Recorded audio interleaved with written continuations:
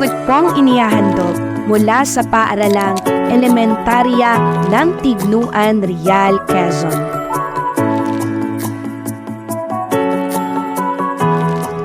Peer Tutoring Project. Ang paaralang elementarya ng Tignuan ay matatagpuan sa Purok 5, Barangay Tignuan, Real, Quezon. Ito ang pangalawa sa pinakamalaking barangay sa distrito ng Rian.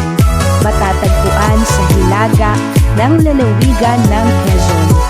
Ito ay pinapalibutan ng kabundukan at karagatan na may layo na 12 kilometro mula sa bayan at mula sa tanggapan ng distrito ng Rian. Ang paaralang ito ay binubuo ng 20 nationally funded teachers, isang master teacher, 7 teacher 3, 9 na teacher 2, 3 teacher 1, isang principal 1, at isang administrative officer 2. Mayroong kabuuang 638 na mga bata sa taunang panuruan ng 2023-2024.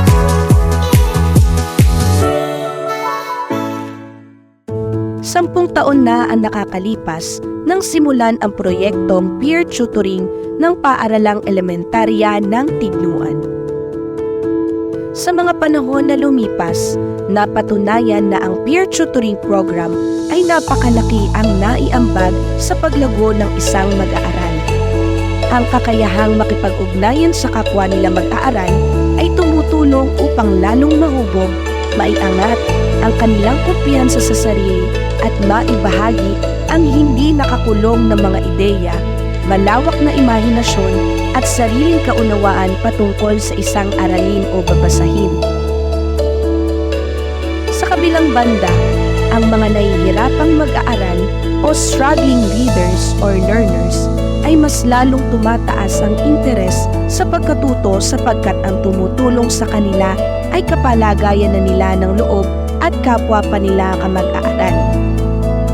Lalong umigting ang peer tutoring project sa paaralang elementarya ng Tignuan noong nakipag-ugnayan at makipagtulungan ang isa sa stakeholders ng paaralan, ang Reina Federation sa pangunguna ni Ma'am Carmela Saludares Dator. Dahil na rin sa napakaganda at napakaayos na suporta ng Reina Federation sa paaralan, nagkaroon ng formal na pagbubukas ang peer tutoring project sa pangunguna ng teacher focal person na si Ma'am Rochelle E. Velasco. Sa katunayan, ang mga peer tutors ay sumailalim sa iba't ibang trainings at seminars na isinagawa ng Reina Federation upang lalong mahasa ang kakayahan at kaalaman ng mga peer tutors. Samantala, ang mga batang nakilahok sa trainings upang maging peer tutors ay lalo namang nahubog sa tamang proseso ng pag-alalay sa kapwa nila mag-aaral na nagbigay ng malaking resulta sa pagbaba ng bilang ng mga struggling learners. Dagdag pa rito ang tuloy-tuloy na pagsasagawa ng Reina Federation katuwangang mga guro sa pagbibigay ng parental trainings sa mga magulang ng mga struggling learners upang bigyan ng mental at spiritual na suporta ang mga magulang. Sa kabilang banda, ang mga guro ng paaralang elementarya ng Tignuan ay sama-sama at tulong-tulong na gumawa ng materyales sa pagkatuto para sa peer tutoring project. Gumawa ng iba't ibang learning materials na angkop sa kanilang baitang at ginamit ang pagiging malikhain upang makabuo ng mas kapaki-pakinabang na mga materials. Naglaan din ang prinsipal ng isang silid para sa maayos na pagtuturo at pag-alalay ng mga peer tutors sa mga struggling learners. Dahil na rin sa implementasyon ng Departamento ng Edukasyon, ang peer tutoring project ay naging bahagi ng Catch Up Fridays. Tuwing araw ng Biyernes ay lumalabas ang mga peer tutors at tuties sa kanilang silid-aralan upang tumungo sa peer tutoring room at malayang gamitin ang mga learning materials. Nagkaroon din ng pagsasaling kwento ang mga peer tutors upang lalong maengganyo ang kanilang mga tinuturuang mga bata.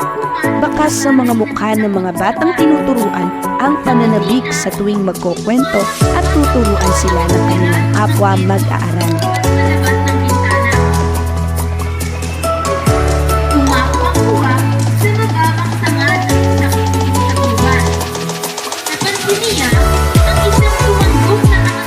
Patuloy naman ang suporta at pag-alalay ng mga guro sa mga struggling readers at pagsasagawa ng mga counseling interviews upang maibigay ang angkop na pangangailangan ng mga bata.